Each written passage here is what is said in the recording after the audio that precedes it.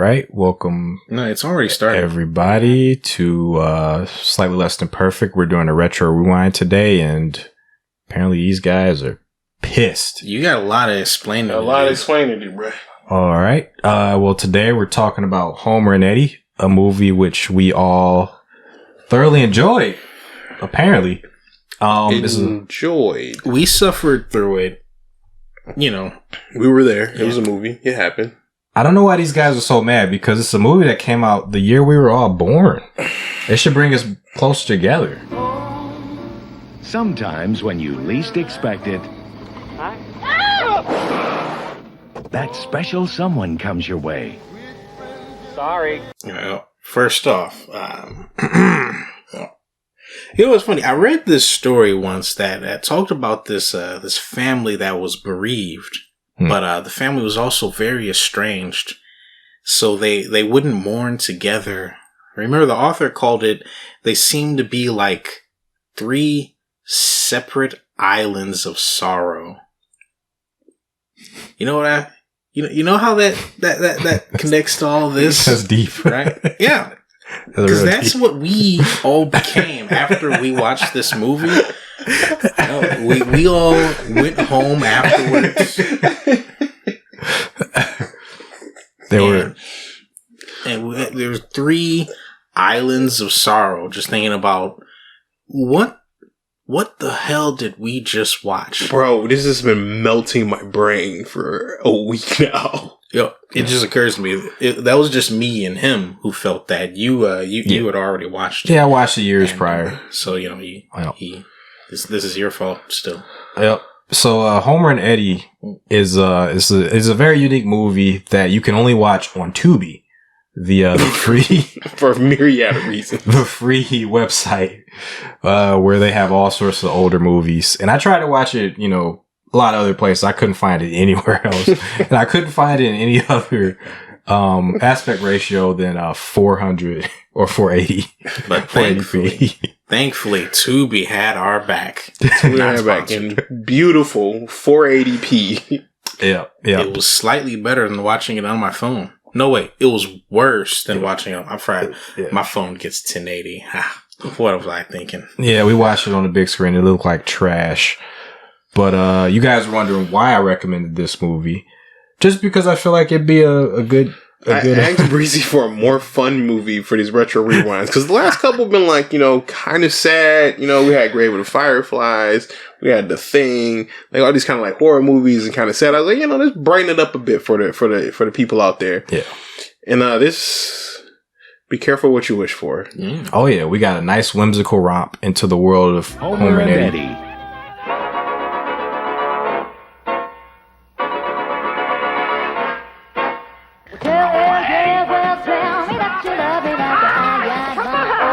Homer makes an unforgettable impression.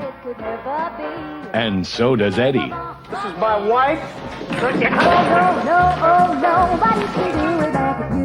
And you're much more important than I'll give you guys a brief synopsis of it. So it stars it stars Whoopi Goldberg and Jim Belushi. Two actors you kind of wouldn't expect to be in the same movie, but they are both comedians, so you know. True, and very, very funny in very different ways. Yeah, and they had pretty good chemistry too. So yeah. Quick side tangent: do you think all of that movie was I know what you're scripted, or was it? Did they riff on some of it? I think a lot of it was scripted, but I think they just kind of let them flow when they got into it. Yeah, for sure. I'll agree with that. Now that you mention it, I don't think that there aren't that many writers that are skilled enough to write that badly. Mm-hmm. As just weird real life shit happening, you know? Yeah. Because you know what I'm getting at here. Yeah, it's definitely a road trip movie, so there's a lot of things that happen. Let me give the brief synopsis right quick. So the synopsis here is: a homicidal escaped mental patient with a brain tumor with only a month to live meets a childlike, mentally challenged man who becomes her traveling companion for a cross-country car trip that brings unexpected meaning to both of their lives. So that's the most kid-friendly description of that, because we saw some of the other descriptions of the movie. They were very, such a very specific graphic language. Yeah. That was spoilerific. Yep. And I feel a little angry because I will get into it, but the part where you just straight up say that she's homicidal, that's quite the spoiler. Yeah, I didn't mention that when I... Yeah. You know, I knew there was something wacky about you. Whoopi Goldberg, James Belushi, Homer and Eddie. Yeah, bro. Like, oh man, So people, if you look this movie up at all, like the cover of the movie just shows these two people laughing and having fun, and like the first 10, 15, 20-ish minutes, whatever, kind of makes you think like it's going to be like a fun road trip movie or whatever. And like, you know, some stuff happens, you meet your characters, you kind of get a peek into their backstories and what's going on or whatever. And then, bam! She just doofed this guy in the arm. And Arm, bruh. That shit was in the chest, man. That was the one at the liquor store? Yeah, Bruh, every person she shot, she killed. Oh, Yeah. my bad. I feel as if we may be skipping ahead a for little sure. bit with that one. Okay. Sorry. Go on. But that was the chest. That was like right next to the heart. Yeah, she just he died. He ain't she gonna be just in kills Homer this and Eddie guy and then like robs the register or whatever, and then just dips. Yeah. And that's, like you said, the first like 10 or so minutes of the movie was like this whimsical, even the music was like this, like... Yeah, fun ride. You see this guy. I think we heard some Randy Newman in there. Or some Randy Newman, maybe, perhaps. Very Randy Newman-esque. All right, so you open up the movie. All right, so the first thing is like you see Belushi, right? Yeah. He's trying to get back home. He's talking about like him trying to get back home, and he's hitchhiking across the road. He gets picked up by these two guys. You're like, all right, cool. Road trip. Yep. They end up robbing him. Immediately. Yep. It was weird. It's kind of like an ATM transaction. It's like he stepped into the car, they presented their credit card, and withdrew $87. Oh, yep. Yep. This number 87 was so specific because they said it every time that they could in this movie. Yeah. Oh, yeah. They remembered that $87. We was friends. No, man, I'm just using you to get my $87 back. Well, it makes sense considering Jim Belushi's character. Yeah, he's very, I just read the synopsis. Yeah, he's very, yeah. So yeah, it was, so they dump him out of the car and, immediately he starts like, he rips some more money out of his sock, started celebrating, talking shit. And by this point, they've gotten a bit up the road. They're on like something similar to like Route 66. Yeah. Just cross country road. Yep. So as soon as he does this, he's like, yeah, you idiots. And they immediately like back up the car. And they rob him. You re-rob him? Rob him. What is the plural for being robbed twice? Rob harder. Re-robbed. And he tries to put the money back in his sock, but they saw everything essentially, and they took all his money at that point.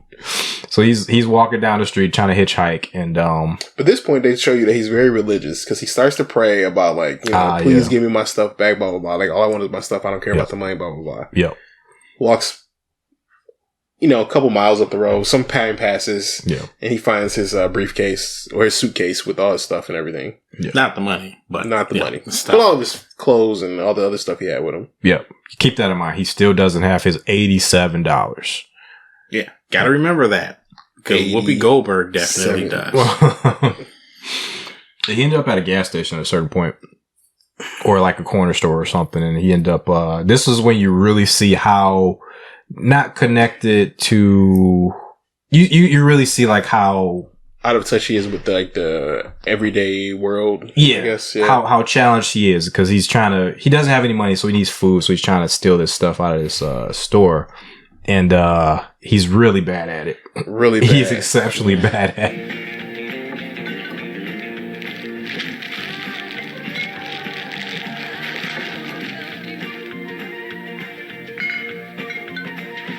Sneak zero. Yeah, and these two guys are like having lunch, like watching him terribly steal this stuff as his little old lady's behind him, seeing everything. Tries to steal it when he's leaving out as he's trying to buy something else. Gets caught. And it just is so awkward. You know, that whole transaction is super awkward. It's the little old lady from Throw Mama from a Train. You guys remember that movie with Danny DeVito? No? Okay. Never mind. You know, it's funny. It so random. It kind of was a little bit like watching Mark play through a stealth section. Such a dick. You like, you've played the Skyrims where you are sneaking around like the worst Metal Gear Solid cosplayer, and some guards just straight up turn around and just freaking look at you, just straight at you, eye thing completely open, and you just sit down and you're just like, I'm just chilling over here crouching, man. Just wait until he turns around, and then once he does, that is what he did. Yeah. And he got just as caught. God, he got caught. He got caught so bad. Well, luckily she had a heart and she let him have all the loose knickknacks and stuff so he can have something to eat. Yeah. But like overall, let's go ahead to the part that we really need to talk about. You know, once Eddie comes in. Eddie is what to say about Eddie. Eddie has probably unironically one of the best character intros that I've ever seen. Because Eddie gives you everything about Eddie, like, right then and there. Oh. Well, you know, there was one part she didn't reveal just yet. But yeah, you saw all the good parts about her. You did. You saw this. So, because the introduction was in the car, right? Yeah. So it was random because it faded to black on that, like, I think gas station scene. Then we end up waking up in the car with two people. Yeah. Waking up in the car. It pans out. You see him, and you see this other person there, and this person gets out and is like adjusting the car, figuring out whatever, starts driving, gets freaked out because there's big dudes in there. You come up and then you just see like, oh shit, it's Whoopi Goldberg. Yeah. So that's like the first out of nowhere. The first surprise. And then the second one is like this terrible car that you're like, how is this car even moving? Yeah. Because it looks like a pile of junk. And then he said something about that. Yeah, it's true. People from Silent Hill wouldn't even buy that car. Terrible. But then moving rust. But then he just start having a conversation. Yeah. Out of it's just what are you doing here? Well, what are you doing here? Yeah. You know, that what you said is really true. That introduction was like Whoopi Goldberg. That was Eddie's entire character profile given out in like 3 minutes. Mm-hmm. Well, you know, most of the profile. That was almost all the profile. Could you find out how neurotic and how erratic she is, like, immediately? Because she just gets out the car and then immediately just starts to whoop his ass, like, throws him off the car. It is funny. It's like, because she showed, like, her whole ass, and then she showed how much of a good guy she actually was. She was like caring after. So like she pulls him out, starts beating his ass. Is like, what the heck were you doing in my car, you piece of crap? And she beats him unconscious or something. Then she took his briefcase and knocked him out. Yeah. And then she robbed him and find out that he didn't even have anything to rob. And then she scolds him for not having enough for her to rob. Like, what are you doing out here with no money? And he was like, I got robbed. By someone else other than you, yeah. And, you know, and then she actually is like, come on, we'll go find your money. I'm sorry, we'll go find my money, my $87, my $87, and this was what sparks this road trip. Yeah. So that was a very, very, very interesting character intro. It really rattled you. You had no idea how to feel about her either way. Because whenever you got one feeling, she switched over. She turned heel, face turn, face heel, face turn, and just yep. And I encapsulate that because that is how you feel the entire movie. Because you never know what the hell Eddie's about to do next. I think the first tone shift was when they got to the hotel, and then like she just freaked out. Was like throwing her head up against stuff. The money, Carrot. And you want me to brush my teeth. You want to brush your teeth now? No! Eddie, cut it out! Stop it, Eddie!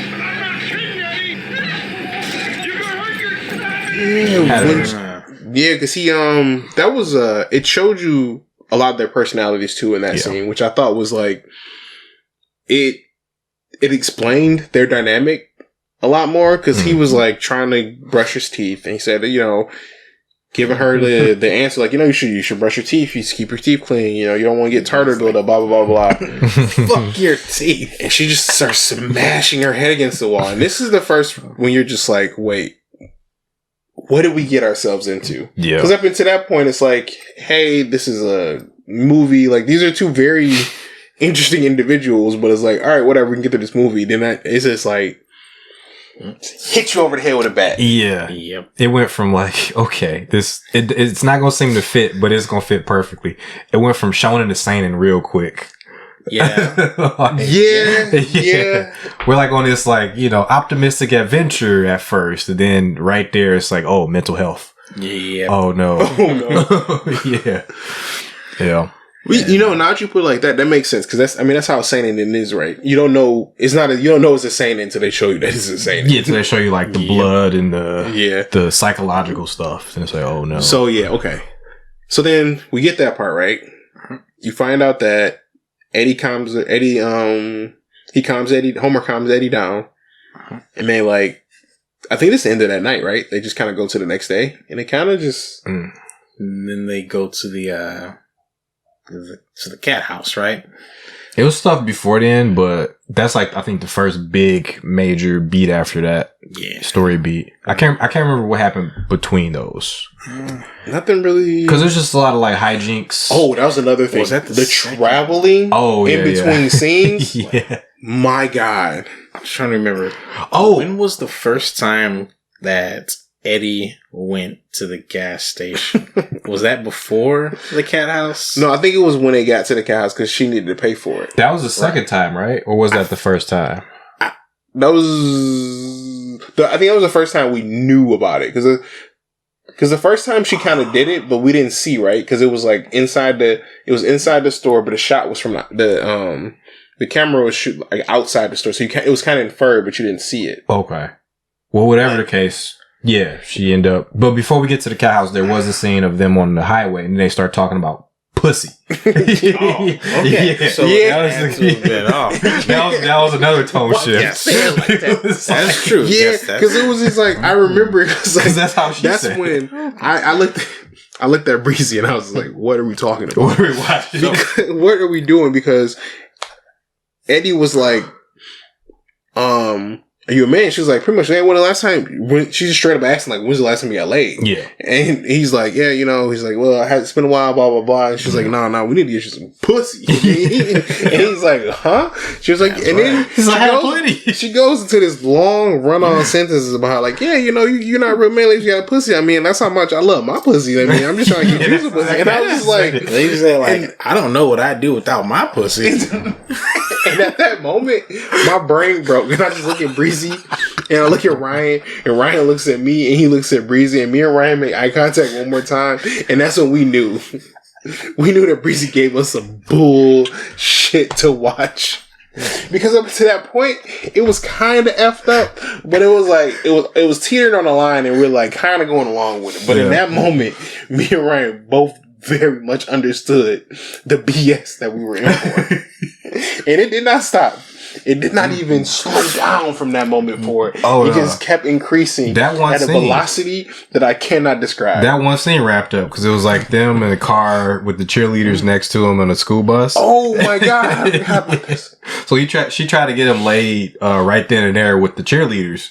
And she was doing all this shit. Like what did she put on the brake? She put like a book or something on the brake. She put the book down on the gas so she can keep driving the car. Yeah. And she's like, got her foot up Captain Morgan style on the steering wheel, just trying to get these girls' attention to get her friend. But like in that moment, I don't know if anyone has done that much to try to get me laid in my life. So like I got mad respect for Eddie. Yeah. I don't know if I've done that much for myself. She's a hell of to a get wingman. myself laid, but she's more than wingman is GOAT status. She's more than wingman. She was his pimp.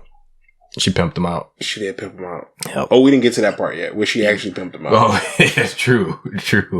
What did she say? What was her cheer though? When it was like Rickum Rackum Ruckum Fuckum or something. Something like that. Like, Right, I think it was like that. Ruckum, get a dick and fuck him.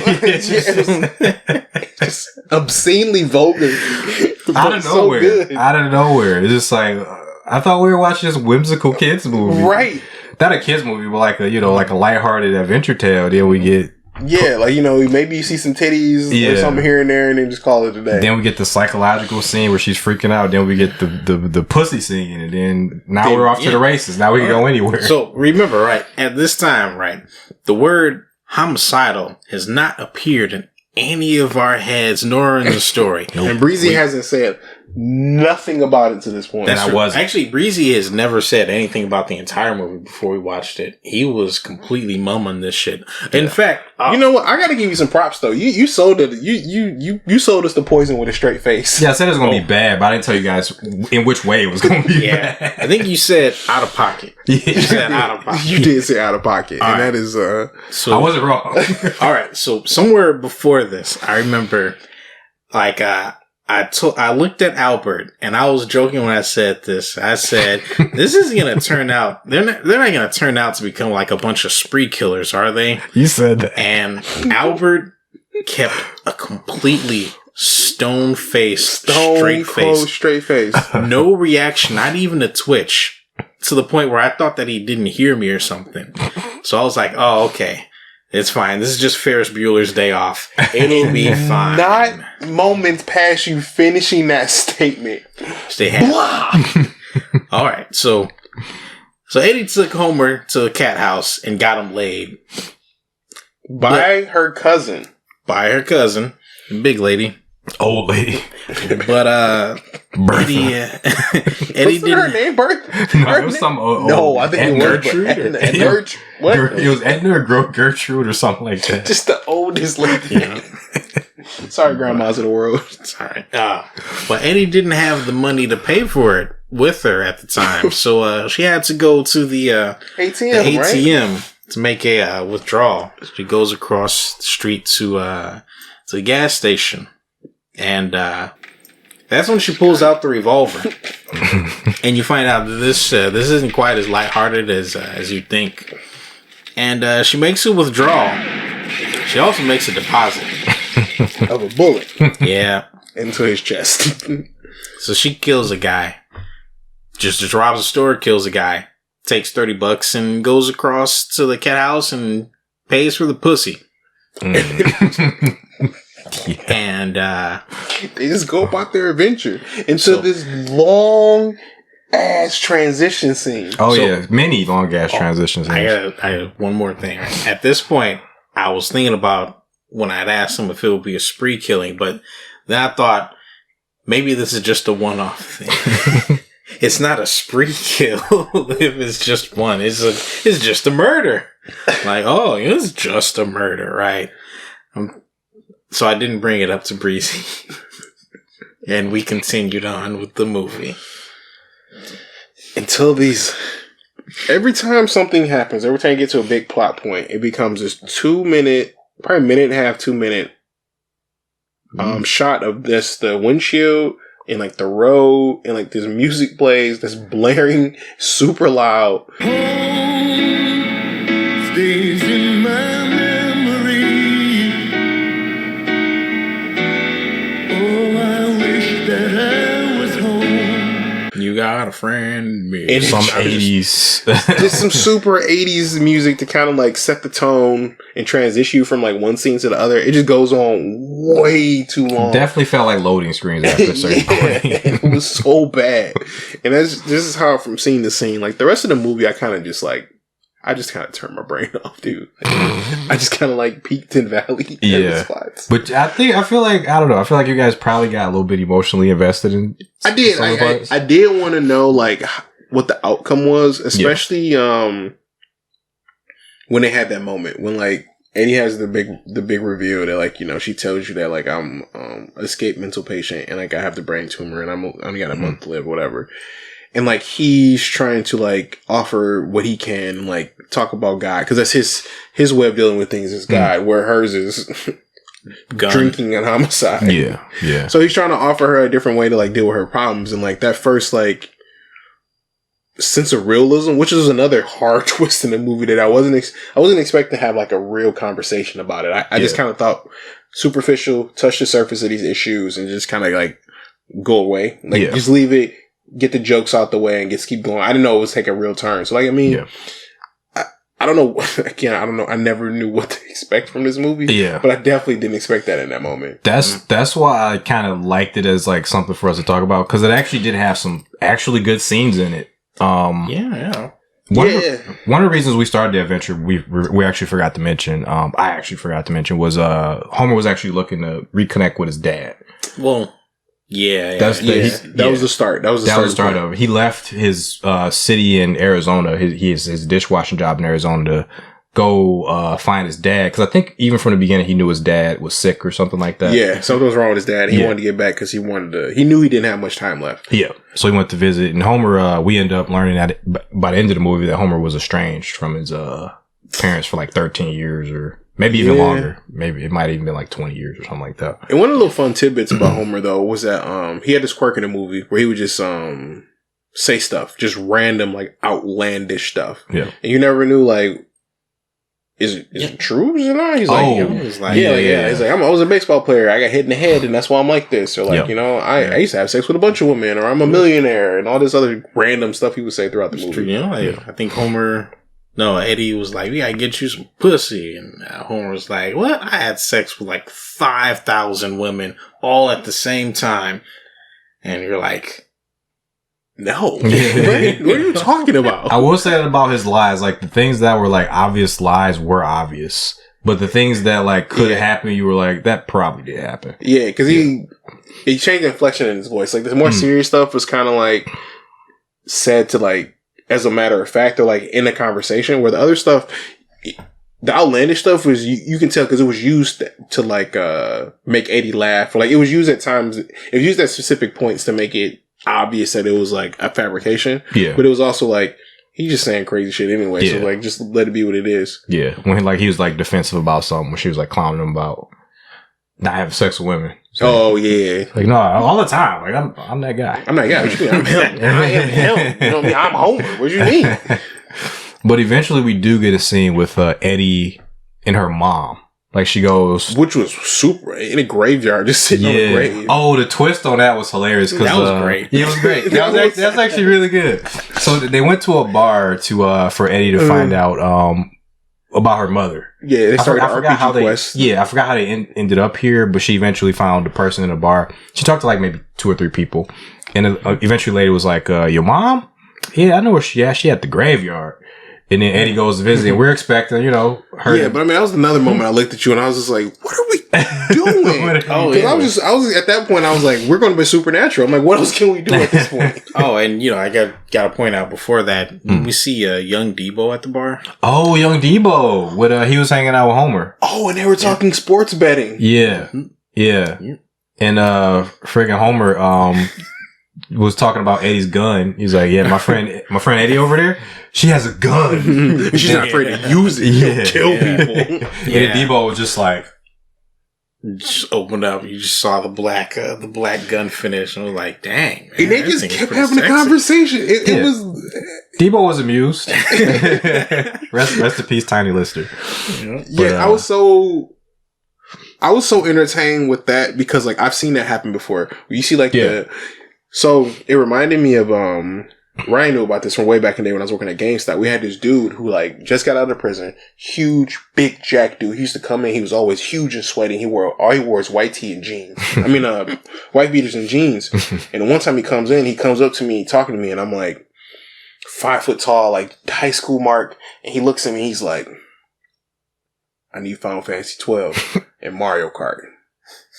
Me and my kid about to play. Just got out and I'm trying to get back into it." Mm-hmm. And I'm just like, this 6'8", he wasn't 6'8", like 6'5", big beefy jack dude just came talking to me, and we talked about Final Fantasy. Like that moment reminded me, because it's like this small person just like, because he was like to ban out to be like a drug dealer or a pimp style, like somebody like in the underworld. Yeah, man, and it was a 3-piece white suit. That's what I'm saying. Like, he looked good, man. And it just in that moment, it made me relive that moment, and it was amusing. That amused me on a different level because I was just like, I've had this conversation. I think we've all seen like something like that, like at a bar, even at a bar. Like, At a bar, you see this big beefy dude and this little girl, and they just having a conversation maybe about Katy Perry or something. Yeah. And then they smoke cigars after that. Oh yeah, they was living life, just being legends. Yeah, he was cool. And he was entertained by Homer. He was like, hey, well, he probably recognized that, he was. Right, but he's like, they were legit talking sports though. Yeah. Like he was legit like, hey, yeah, I like so and so. Like I think he's pitching. He might respect his opinion on the whatever they're talking about. Yeah. And it's like I liked it too because it encapsulated like how simply guys can bond. True. Because like you can meet a dude at the bar or something, like talk to this guy for hours, never speak to him again. Yep. Never know his name. Yep. Anything about him, just go about your entire life and like, yeah, that was a cool memory that we both shared, and it's just like that's it. Yeah. That's what I mean. Like the movie it had its smatterings of like really good scenes, and that was a back-to-back good scene like that. Then the one with her mom was pretty good too. Let's talk about that one. The one with her mom. So the twist, we go to the graveyard. We see the big grave. The camera's like focused on it, and then the camera goes around, and we see like her mom's actually alive, just chilling on the grave, smoking. Kind of weird just you sitting here like this. Oh, it's okay. It's okay. I own the place.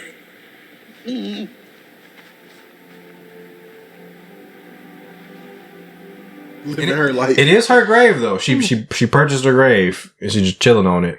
And then I think Eddie even asked her like, "Mom, why did you do this?" Yeah, why did you got a grave?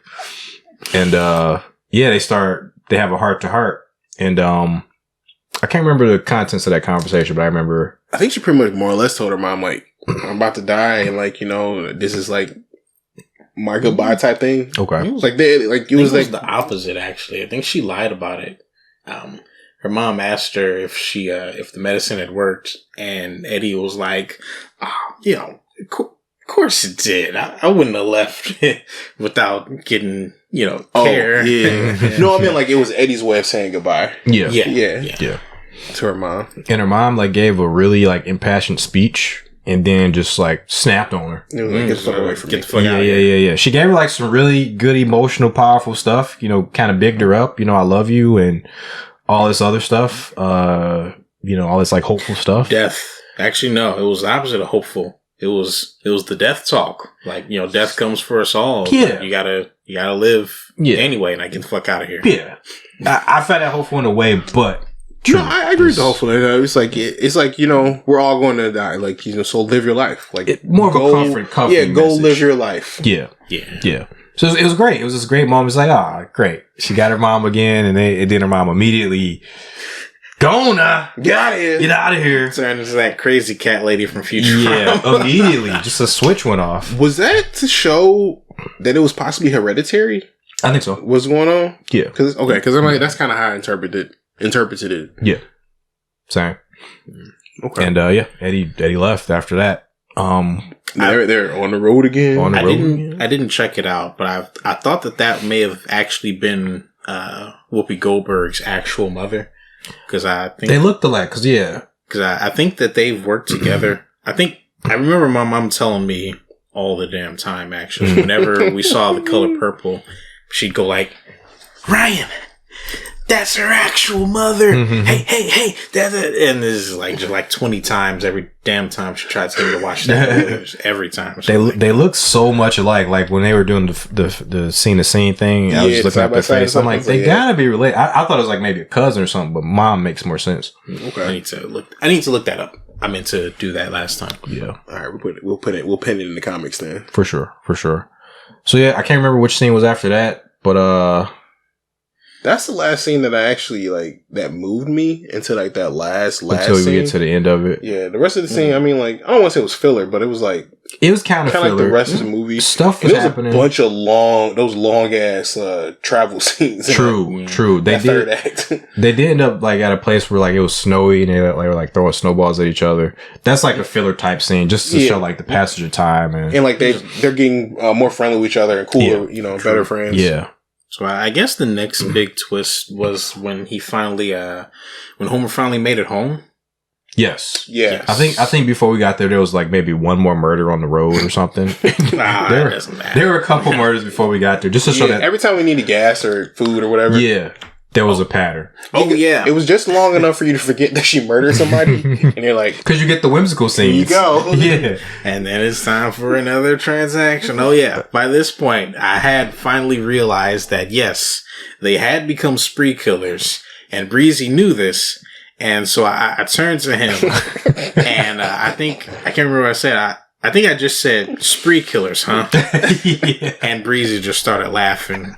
And you said, I was trying so hard not to react when he said that they become spree killers.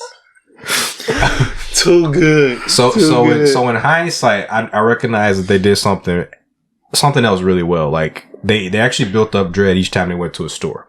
Because once they got to the last one, I was actually scared. Like even though this is my second time watching it, I was like the last one at night. Yeah. Okay. Yeah.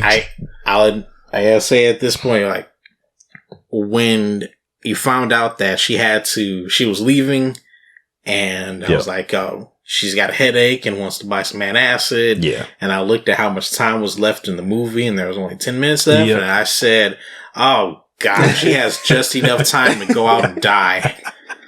All right, let's build up to it. So they did find out about where his dad was, and they actually go to the town that his parents are at. Yep. And by the time they get there, also along the way, there's this. I guess this is after, but along the way, there's like some Jesus Christ guy on the cross who's just walking around, and Eddie. You think maybe Eddie's crazy because only she can see it, like Homer doesn't see it. Yeah. We as the audience saw it, but like when they double back to see like the guy down the alley, they can't find him. Yeah. So eventually, they do end up at his parents' house, and they have to break into it. Eddie breaks into it, of course. And Homer follows, and they get in there, and Eddie's like trying on all types of clothes and stuff. Homer's just looking for his parents, but eventually the maid comes in, and and he's just being a menace. Yep, and she wasn't a maid when he was there. She's like a new maid because she doesn't recognize. Yeah, because it was real awkward. Yeah, she doesn't know, but thankfully. Homer's had this like photograph this whole time in the movie. This big ass picture that he just carries in his jacket. Still in the frame. The whole frame, yep. And so eventually he pulls it out and he shows her and then explains himself. And finally she sees it and she explains that his dad is dead.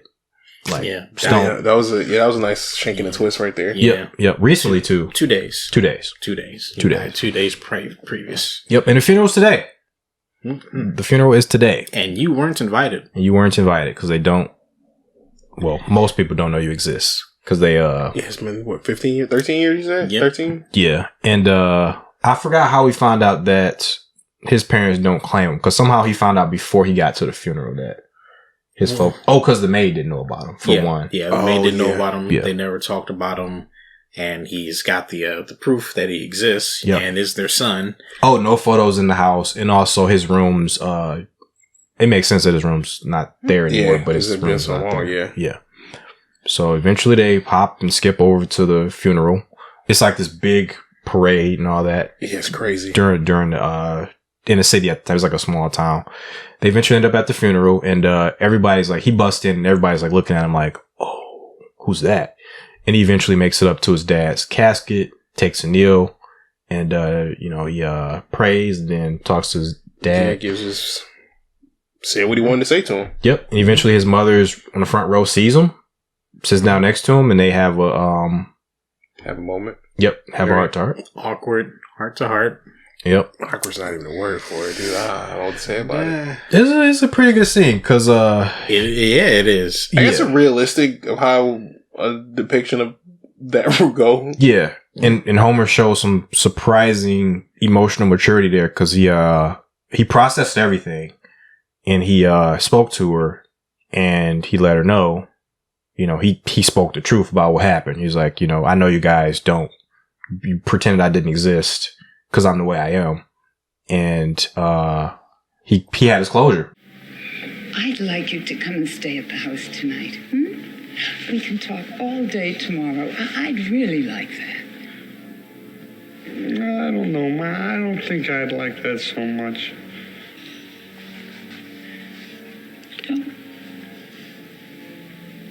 Don't hate me.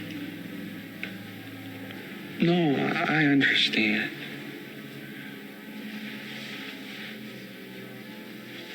I gotta say his emotional intelligence is probably one of the driving forces in the movie. Yeah, because like he was able to pick up on like Eddie, like anytime Eddie was having an episode or like having something happen, he was able to get there to her, like help her out. But I mean, like I think that's like brought up his own trauma, like figuring out stuff on it. Because I mean, he's been on his own for 13 years, so he has to do it on his own. Yeah, and you just see like what a culmination of like what he's learned to deal with on his like as he's trying to help Eddie on her journey. Yeah, yeah.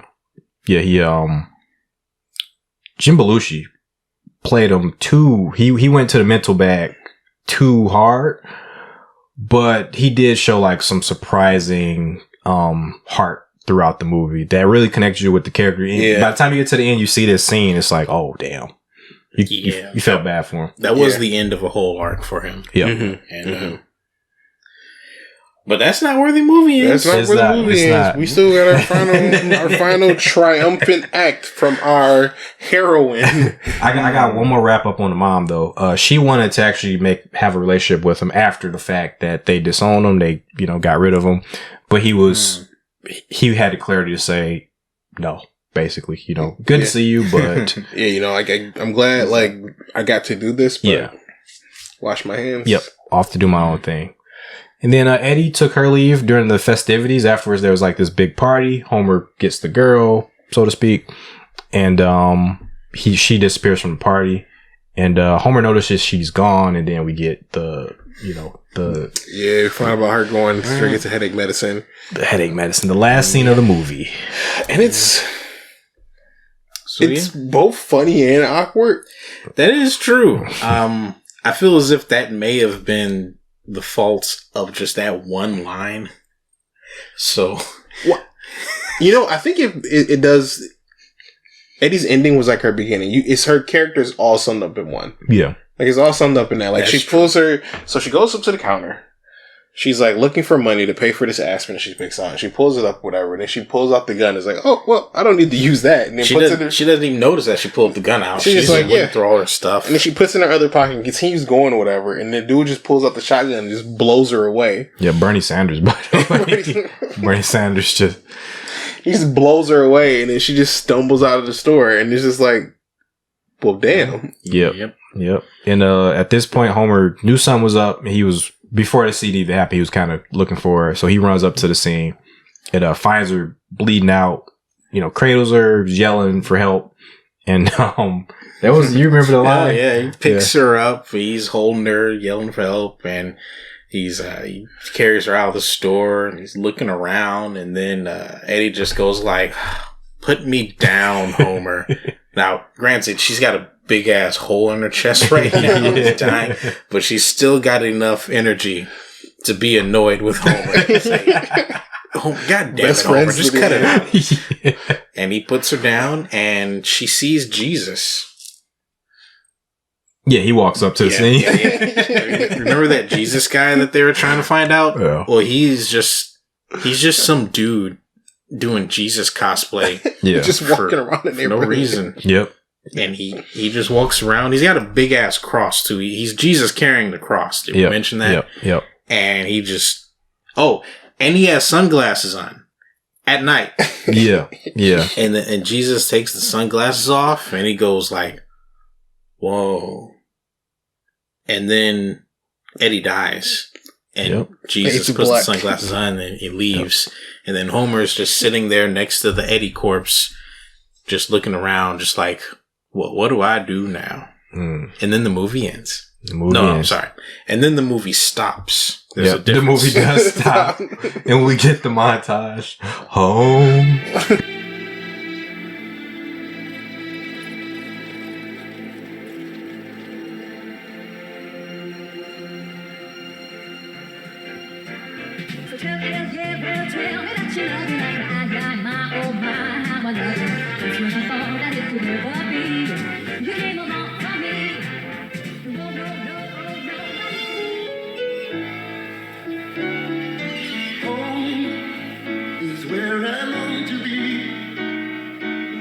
It's weird. Oh. And we get the heartwarming montage after this, like, just this sad ending. This sad avoidable ending. Yep. And we got so many tone shifts in the movie. I wasn't surprised by that last one. Nah. So that's the worst thing you can say about for me, that's the worst thing you can say about Homer and Eddie is that it's just so many fucking tone shifts. Like, it does not stick with any one or two tones. It goes for every tone. It pivots every time. Yep. Every major scene or every chapter, so to speak. This pivots in a completely different direction. Yep. And it's never the same direction. Yep. So I kind of liked that to a degree. I kind of like the unfettered creativity of this creator just do whatever they wanted. It's Hunter x Hunter. In a way, yes. Because it's just absolute chaos just held together by... Ryan says no. Well, let me say this. It came from the same pipeline. Like, it started with the same point of trying to tell, like, I want to tell this story and this story and this story and this story, but I want to do it all in one story. Right. The thing is, the question I have to ask is, do we want this to be a good movie? That's the quick. It would not have been as fun at all if it was anything. It just would have been. It was. Yeah. I don't know, man. I don't know how I feel about this movie. I don't know how I feel watching this movie. My brain has been in a place of misunderstanding since watching this movie. I don't know who I am as a person anymore. So, I mean, like, I don't know what to say. Would you suggest it to other people to watch? I'm not going to ask you that, Breezy, because your answer is obviously, unfortunately, yes. But would you suggest it to Sophie? If you could tie Sophie down and clamp her eyes open to make her watch this. You know what? I wouldn't go that far. I would offer this movie to people the same way I will offer acid to them. Dang. Isn't it that, you know what? There's movies and there's experiences. Yeah. And an experience is vague enough that, like, you can have, like, a transmorphic experience because, like, a movie is so good or so unexpectedly good, or you can just have, like, unexpectedly insert adjective. And I think this is one of the ones where Homer and Eddie is an experience and insert adjective, because I really don't know what adjective to use, but I definitely had an experience and it will be with me forever. And I don't know how I feel about that. I have to live with the knowledge that I've seen this movie forever. The burden of responsibility.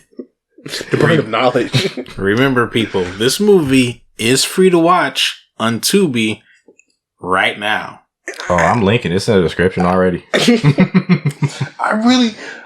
I would like to know what people think about this movie, because I mean, I feel like this could be something in, like, a master thesis class where you can try to pick apart, like, the themes and, like, what was supposed to be meant, the underlying values of certain things. Like, I don't know, man. I found, like, one review. Really? Yeah. I feel like this movie is enough to, like, I will say this though, as much as I'm bitching about this movie, like, it is definitely a conversation piece. Like, if your friends, like, if you have a group of friends that likes movies and you guys like debating movies, talking about movies, I highly recommend it in that scenario, because you can go so many different directions of talking about and, like, how you consume this movie or how you feel or like thereof feelings about this movie. Yeah, Cinephiles for sure. 100% I would recommend this to Cinephiles. Yeah. In a unironic way. I'd just say, hey, check this out. Just like I told you guys, it isn't very good. But it is any of that. I said it wasn't good. I think you have very selective vocabulary and had very selective facial movements when you told us about this movie. I think you'd say things like, it's definitely a movie. Oh yeah, that's 100% what I said. It can be watched on TVs. Yep. You will feel feelings. Yep. But all in all, like, I guess net positive on the experience, I guess. Yeah, I enjoyed it. Yeah, net positive. I'll put it that way. I enjoyed it more than I disliked it. Don't ask me if it was a good movie. Yeah.